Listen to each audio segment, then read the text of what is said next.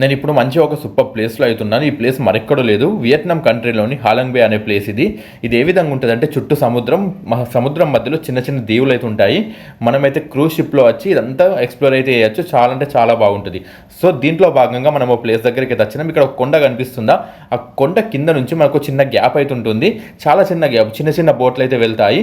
మీరు కనుక ఇద్దరు ఉన్నట్లయితే కైకింగ్ కూడా చేయొచ్చు, అదర్వైజ్ బోట్ కూడా తీసుకొని అయితే వెళ్ళొచ్చు. చాలా బాగుంటుంది ఎక్స్పీరియన్స్ వచ్చేసి. చిన్న చిన్న చినుకులు అయితే పడతా ఉంటాయి పైనుంచి ఆ కొండల మధ్యలో నుంచి. సో నేనైతే చాలా బాగా అయితే ఎక్స్పీరియన్స్ అయితే చేశాను.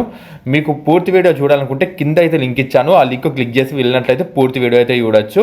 అలాగే ఎవరైనా వియత్నాం వెళ్ళినట్లయితే ఖచ్చితంగా హాలంగ్ బే ట్రిప్ అయితే మర్చిపోవద్దు.